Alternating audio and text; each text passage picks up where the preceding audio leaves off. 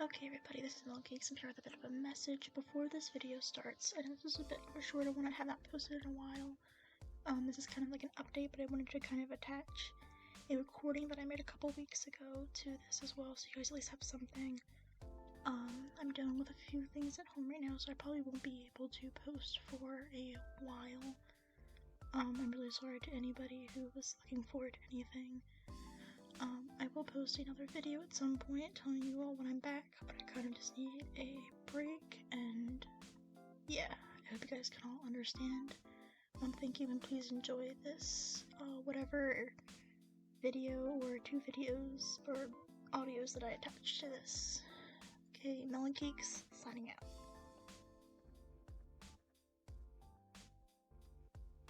Hello everyone, this is Milkcakes, and I'm here with a Dabi X listener. This is a story off of Wattpad.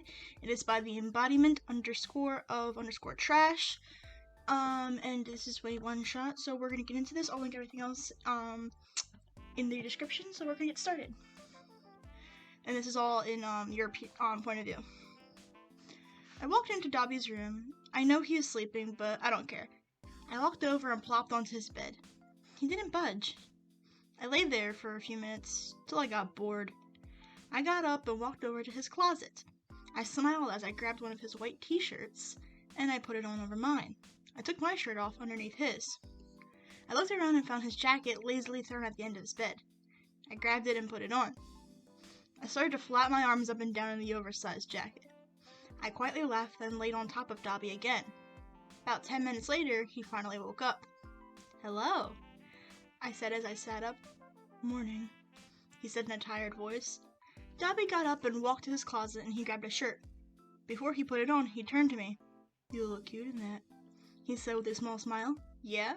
And you look cute in that," I said with a smirk. Dabi smirked and put his shirt on. He walked over to me and he grabbed my hand to make me stand up. We hugged for a good minute or 2. I felt Dabi move his head, then I felt him start to kiss my neck. "Can I have my jacket back?" he mumbled, then continued to kiss my neck. Nope," I said happily. Dabi pulled away. "Why not?" he asked with a playful pout. "'Cause it's comfy and it smells like you," I said with a small giggle. "If I give you a kiss, will you give it back?" he asked quietly. "Can I keep the shirt?" I responded. "Yes," he answered. "Then your answer is yes." As soon as I said that, Dabi leaned in and kissed me slowly. It lasted a while and got a little heated. There was a knock at the door. "Is Y in there?" Toga yelled through the door. Dabi pulled away from my lips but started to kiss my neck again. "You gotta answer her," I whispered. He didn't respond. "Yeah, I'm in here. What do you need?" I asked, loud enough for her to hear. "Yay!" I heard her squeal. The door burst open and Toga just stood there. "Oh, that's why you didn't answer," Toga said as she seen Dabi kissing my neck. She pulled away and let go of me. "Yeah, and I was hoping she wouldn't answer too," he said as he held out his hand. "I believe we had a deal," he said in his usual monotone voice. "Oh," I said. I slipped off the jacket and handed it to him. I started to walk to Toga and she grabbed my hand and dragged me out of the room. "Why, Engine, come on, your brother needs you," she said. Toga stopped in front of Shigaraki's door and she knocked. "What?" I heard the man-baby yell. "Okay, bye," she said as she ran off. I opened the door and said hello. "What took you so long?" Shigaraki asked, slightly annoyed. "Dabi," I replied. "Whatever. I need you to go undercover as a civilian with me and cover up that damn hickey. No one wants to see that," he said. "Okay, grouchy baby," I said as I walked out of the room. I put on makeup and changed my pants and hairstyle. I walked out to the bar and Shigaraki wasn't even ready yet. Dabi walked in and he wrapped his arms around me from behind. "What did he need?" he asked. "He wants me to go to do something with him. I don't know what it is, nor how dangerous," I responded. "Come on, let's go," Shigaraki said as he rushed to the door and stepped outside. "Be careful, sweet cheeks," Dabi said, and he kissed me for a second. I pulled away and smiled. "Will do," I said as I walked outside. Okay, I know this was a really, really short one, But I couldn't really find any like longer ones. This is like one of the first ones. This is actually the second time I recorded this, because the first time it was almost like 2:30 in the morning, and I had to be really quiet as to not like wake anybody in my house. So yeah. But I hope you guys liked this, and I do want to thank you for all the views and subscribers I've gotten so far. I don't think I've even had this channel for like even a month yet, and I have a small little army going on, so thanks for that. And if you enjoyed this, please like the video, and if you want more content like this, please consider subscribing and turning on notifications so you know when I post. I have a very irregular posting schedule, so it might be helpful to turn on the notification bell if you want more videos like this. So have a good day, evening, night, wherever you are, and yeah. I'm horrible.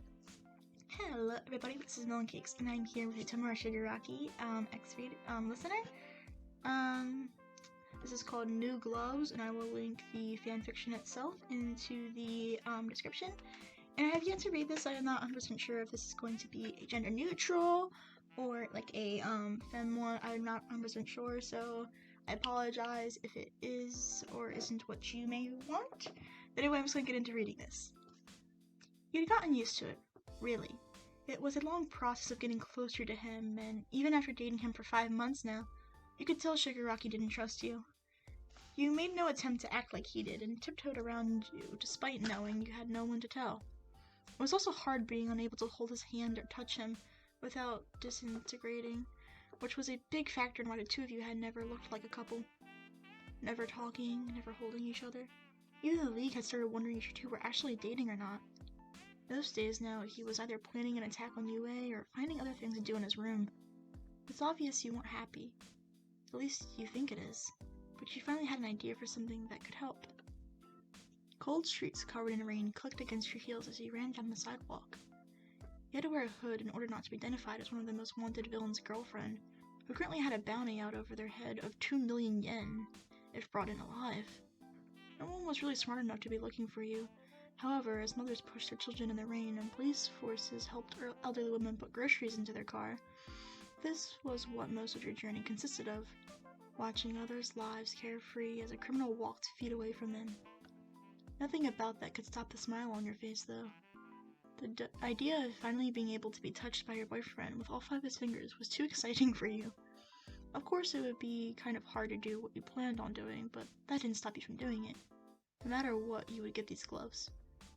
Reaching the gates of UA, you used the student idea you snagged off of Uraraka, the last time you attacked, and looked around. Flipping through the newly opened entrance, the school was mostly empty since it was Saturday. Most of the kids were in the dorms. No one, including the teachers, were roaming the grounds. Perfect. Sneaking into the labs of the support students, you grabbed the gloves made for Ochako Uraraka laying on the desk of Hatsume Mei. You didn't think of yourself as an evil person, or as someone who tended to lean towards problematic people and wanted to help them. However, as you were sneaking out of one of the most prestigious hero schools with stolen items in your possession, you had never felt more alive. Wind blew through your hair and the sun came out from the rain clouds and beamed on your face. Getting a bit too daring, you removed the hood from your face. This seemed to alert sensors as the alarms began going off. Facial recognition shit. Running slightly faster as you spun through the entrance doors as soon as they began to shut. As you barely made it in time, you heard screams coming from behind you, only pushing you to move. Further, faster. The train blared and you saw an opportunity, jumping on the train and holding onto the sides of it, pulling your hood back up. The day had been fairly hectic, but once the train reached your stop, everything felt calm again. The walk back to the house wasn't very long, but was tiring nonetheless. Opening the door and walking inside, Shigaraki ran to you. Where were you? I saw something on the TV about UA being broken into. Was that you? He questioned, looking over you slightly concerned.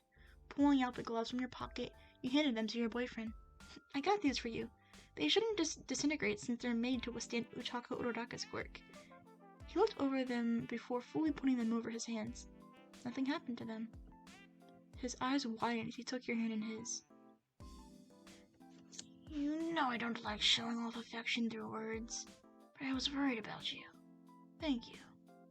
He nodded, squeezing his hand and smiling. You're welcome. They're probably really mad after that one. He nodded, looking down with a small smirk on his face. This is just part of the game. They take Bakugo back from us. We take their gloves. He laughed. Want to play in the next chapter together then? He nodded. His face flushed as he removed a hand over his face to place a chapped kiss on your face. Okay, so that was this. This was a one shot, and again, I know it was a bit shorter. I'm gonna try and find like a longer one, and maybe do like a really long one at some point. I don't know. So yeah, but I hope you enjoyed listening to this, and if you do like this content, did like this video, please leave a like, and if you want more content like this, please consider subscribing to my YouTube channel. And also I hope you have a good day, night, wherever you are. And again, yes, thank you for tuning into this fanfiction reading.